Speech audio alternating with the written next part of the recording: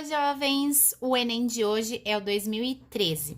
E a primeira questão fala sobre a química verde e o exercício pergunta: à luz da química verde, métodos devem ser desenvolvidos para eliminar ou reduzir a poluição do ar causada especialmente pelas usinas geotérmicas de energia solar e de energia eólica são fontes limpas. As hidrelétricas, elas poluem, mas pouco, quando comparadas com as termoelétricas que utilizam a combustão de combustíveis fósseis. Então, por essa razão, a resposta certa é a letra B. A questão 2 está falando sobre serpentes que podem ficar em jejum por um longo período de tempo e, para isso, precisam de mecanismos que levem ao aproveitamento máximo dos nutrientes. Por isso, elas possuem adaptações como o aumento das vilosidades intestinais. O exercício quer saber qual é a função das vilosidades intestinais? Maximizar o... Resposta direta, gente. Quanto maior as velocidades intestinais, maior a superfície de contato, maior a absorção intestinal. Então, resposta certa, letra B. A gente maximiza a área de contato com o conteúdo intestinal para a absorção dos nutrientes. A questão 3 fala o seguinte: plantas terrestres que ainda estão em fase de crescimento fixam grandes quantidades de gás carbônico, utilizando-se para formar novas moléculas orgânicas. No entanto, em florestas maduras, cujas árvores já atingiram o equilíbrio, o consumo de O2 pela respiração tende a igualar a sua produção pela fotossíntese. A morte natural de árvores nessas florestas afeta temporalmente a concentração de oxigênio e de gás carbônico próximo à superfície do solo, onde elas caíram. A concentração de oxigênio próximo ao solo no local da queda.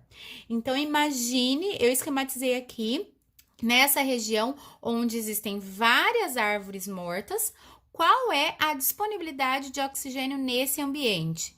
Ele tende a ser menor, pessoal, porque a justificativa da letra A já está direta. Haverá um consumo de oxigênio durante a decomposição dessas árvores. A E também fala em menor, mas justifica que há redução de oxigênio pela falta da fotossíntese realizada pelas árvores mortas. O exercício já falou pra gente que as árvores maduras, elas produzem quase que a mesma quantidade que consomem, então o saldo não é muito bom. Então não é isso que vai levar à queda de oxigênio aqui embaixo, e sim a alta concentração de fungos e bactérias fazendo a decomposição desses seres que já morreram. A 4 fala sobre fêmeas que após a cópula, elas atacam os machos, então são canibais, a exemplo do louva-a-Deus. O exercício diz: apesar de ser um comportamento aparentemente desvantajoso para os machos, o canibalismo sexual evoluiu nesses táxons por quê? Queridos, imaginem assim: o macho, mesmo sabendo que vai morrer, por que ele quer ir lá? Né? Vamos tirar a ideia do prazer que nesses animais não existe. O macho, ele se submete a esse acontecimento porque ele sabe que a sua geração se perpetuará. Então, o canibalismo, ele favorece o sucesso reprodutivo individual de ambos os parentais, pois a fêmea tem mais nutrientes para gerar os seus ovos e o macho morre feliz sabendo que a sua prole vingará. A questão 5 fala sobre o aumento da concentração de gases estufa e que a agricultura é uma das atividades humanas que pode contribuir para melhorar ou para piorar esse quadro. De que maneira as práticas agrícolas podem ajudar a minimizar o agravamento do efeito estufa? Evitando a rotação de culturas? Não, estimulando a rotação de culturas. Liberando o gás carbônico presente no solo? Não, aí a gente está aumentando a quantidade de gases estufa. C está certo, pois fala em aumentar a quantidade de matérias orgânicas do solo, é o contrário do que ele traz na E, que fala atenuando, porque se eu aumento a quantidade de matéria orgânica, eu aumento a taxa fotossintética, e com isso eu aumento o sequestro de carbono. A letra D tá mais errada ainda, né? Porque fala em queimar a matéria orgânica que se deposita no solo. Aí a gente vai emitir mais gases estufa e não terá a fotossíntese acontecendo. Então, a 5, a resposta certa é a letra C. A questão 6 traz um esquema pra gente e o exercício diz: no esquema, o problema atmosférico relacionado ao ciclo d'água acentuou-se após as revoluções industriais. Qual é o problema atmosférico? Chuva ácida. Ele até traz escrito aqui. Nem precisava, uma vez que ele já trouxe para nós quais são os ácidos formados ali em cima com reações a partir da emissão de dióxidos de enxofre e óxidos de azoto, tá? Mas o exercício trouxe todas essas informações, assim como algumas consequências. Por exemplo, a lixiviação ácida, a toxicidade pelo alumínio, o desaparecimento da vida aquática e danos à vegetação. A questão que era uma consequência direta desse problema. A consequência direta é a redução da flora, pois afeta a vegetação. Alguém poderia pensar em laterização dos solos, mas a laterização, gente, é consequência da lixiviação. Então, a partir do momento que eu tenho a lixiviação ácida, aí eu tenho uma laterização dos solos, com excesso aqui de nutrientes nessa região, tá? Então, como consequência direta, apenas letra A. Questão 7, eu adoro. O Enem já cobrou 3 vezes exercícios com bandeamento, ou seja, um exame de DNA comparando bandas. Nesse sentido, essa questão traz possíveis pais e mães para comparar com o bebê. E eu preciso descobrir qual casal são os pais deste bebê. Vocês interpretem sempre por linhas da seguinte maneira. Supomos que nessa banda 1, eu não tenho essa característica. Interprete como se eu não tivesse esse gene.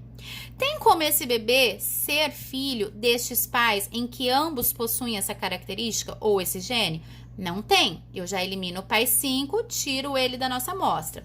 Vou continuar a comparar as linhas. Quando eu chego aqui, esse bebê tem essa característica e os pais 1, assim como os pais 2, não a possuem. Já elimino esses 2 pais também. Após analisar as linhas, eu elimino ainda o casal 4 e me resta o casal 3.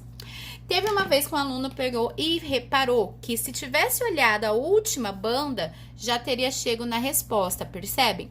Pois o único casal que possui a característica desse bebê é o casal 3, sendo que a mãe é portadora dessa característica, tá? Então, sem sombra de dúvidas, a resposta certa é a letra C. Agora, eu só queria chamar a atenção que eu coloquei um comentário aqui, gente, que esse mesmo desenho, esse mesmo bandeamento, tá? Já caiu na FUVEST de 2008. Então, vejam como é importante vocês fazerem exercícios de vestibulares diferentes e quando vai prestar um vestibular, fazer exercícios do Enem também. Questão 8 está falando que milhares de pessoas morriam de varíola humana, até que o médico Edward Jenner inoculou o vírus em um menino de 8 anos e depois de retestar esse menino, ele não adoeceu. Ou seja, ele inventou a vacina. Quando ele fez esse experimento, ele trouxe qual contribuição para a saúde humana? Prevenção. Resposta direta. Prevenção de diversas doenças infecto-contagiosas em todo o mundo. Resposta certa, a letra A. Questão 9 traz para nós um experimento. Eu fiz um comentário aqui que eu tenho um livro de ensino médio, gente, que tem um exercício muito parecido com esse aqui também. É um livro do ensino médio anterior a esse Enem, que é de 2013. Então, vejam a importância de resolver exercícios de livros de biologia do ensino médio também, para dar uma base legal e sólida para a nossa prova. Bom, a questão é: eles aplicaram um torniquete num rapaz e, ao pressionar no ponto H, visualizaram que toda essa região aqui ficou sem fluxo sanguíneo. O que isso mostra pra gente? Primeiro, que a circulação ela é unidirecional. O sangue não retorna. Por que o sangue não retorna? Senão eu teria aí encontro dos meus sangues arterial com venoso e nós não temos mistura dos dois sangues. Nossa circulação é dupla e fechada, tá? Nesse sentido, as válvulas venosas impedem o refluxo sanguíneo. É exatamente isso que ficou comprovado neste experimento, tá? Resposta direta. Quando nós aplicamos uma pressão em H, ou seja, fizemos uma contração desses vasos, o sangue não pôde estornar, ele continuou o seu fluxo e nessa região aqui existe uma outra válvula também e o sangue continuou aprisionado aqui, então nós tivemos uma região sem circulação, beleza? A questão 10 fala sobre a pílula anticoncepcional, que possui hormônios sintéticos semelhantes aos que o corpo feminino produz, que é o estrogênio e a progesterona. O exercício diz que em um experimento médico foi analisado o sangue de uma mulher que ingeriu ininterruptamente um comprimido desse medicamento por dia durante 6 meses.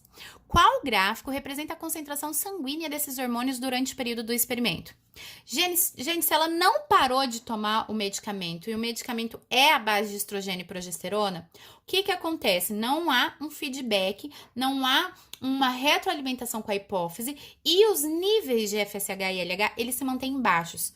Ou seja, estrógeno e progesterona sempre constante, pois essa mulher não parou de tomar o medicamento por 6 meses, tá bom? Resposta certa, letra A. Aqui eu também faço uma observação para explicar melhor a ação desses hormônios no organismo feminino. Questão 11, uma questão delicinha de citologia, fala que a obtenção de plantas transgênicas pode ser feita pela inserção de transgenes em cloroplastos e, considerando essa estratégia, qual organela celular poderia ser utilizada para inserção de transgênio em leveduras?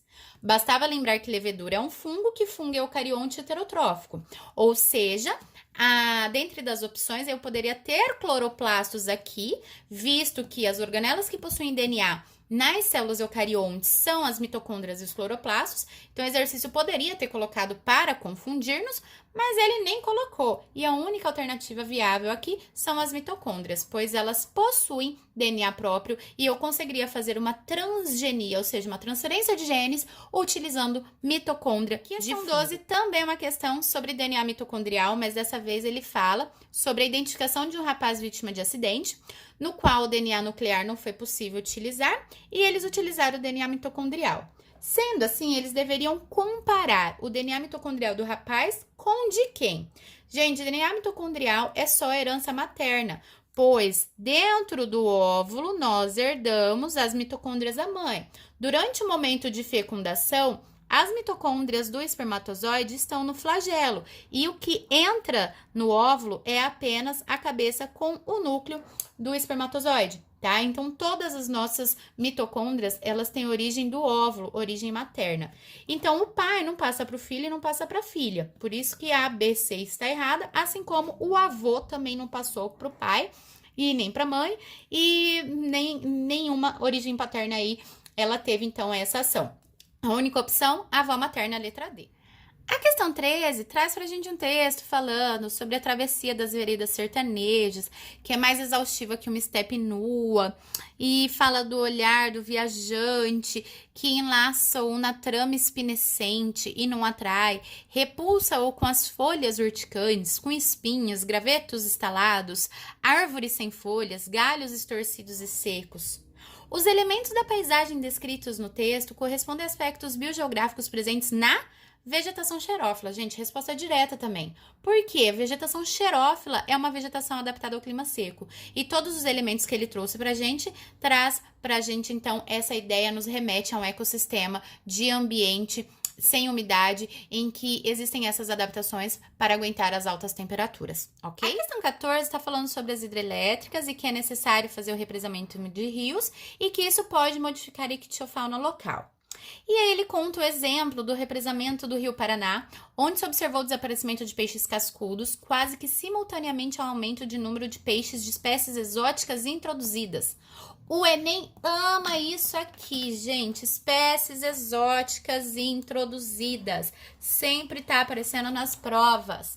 E como toda espécie exótica introduzida, ela não terá predadores, parasitas, como ela teria no seu ambiente natural. Então, aumenta muito a taxa de reprodução, aumenta muito a sua população e a sua população vai competir com as espécies locais, por quê?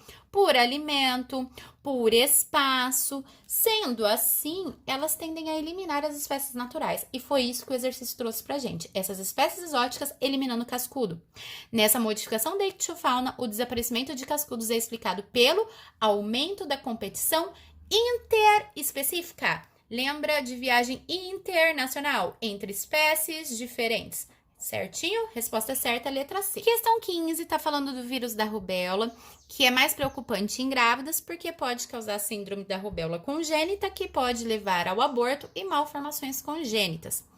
E nós temos várias campanhas que estimulam a vacinação, mas que as campanhas, ultimamente, elas se intensificaram, dando maior enfoque à vacinação de homens. Por quê? Homens ficam mais expostos a esse vírus ou são mais susceptíveis a esse vírus? Não. Homens passam a infecção diretamente para o feto? Deus que me defenderai. Agora, imagine se homens transferissem imunidade às parceiras grávidas. Seria perfeita, né? Pra que vacina, gente? Imagina. A resposta certa é a letra B. Os homens transmitem o vírus a mulheres gestantes. Não adianta a mulher estar vacinada, às vezes nem todas estão vacinadas, mas enquanto tiver um homem transando, tendo relações sexuais com 20 mulheres, ele estará transmitindo para 20 mulheres esse vírus. Então é interessante que eles sejam vacinados também. Questão 16, uma questão rapidinha e direta, fluxo de energia nos manguezais. Traz pra gente aqui uma cadeia alimentar composta por aves, caranguejos, insetos, peixes e algas. E pergunta qual desses animais, qual desses seres, aliás, são envolvidos com a manutenção da produtividade. Produtividade, quem faz fotossíntese. Quem faz fotossíntese são as algas. Resposta certa, letra B. Questão 17, mais uma questão sobre espécies introduzidas, mas dessa vez são corais exóticos. E o exercício diz que a introdução de espécies em um ambiente que não é o natural dele é a segunda maior causa de perda de biodiversidade. As populações de espécies invasoras crescem bastante por ter a vantagem de que, acabei de explicar no exercício lá de cima, eles não têm parasitas, não têm predadores naturais e se reproduzem em demasia, aumentando sua população e aumentando a competição, o que pode levar ao sumiço das espécies naturais. Beleza, pessoal? Resposta certa é a letra B. E para finalizar, uma questão linda de citologia, diz que uma indústria está selecionando uma linhagem de microalgas que otimiza a secreção de polímeros comestíveis.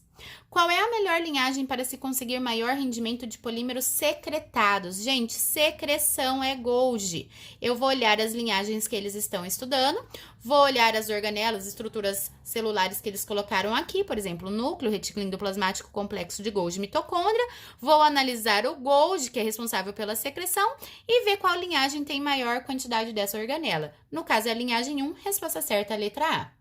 E assim terminamos mais uma prova. Desejo bons estudos para vocês. Deixem os seus comentários, indiquem para os seus amigos e até mais!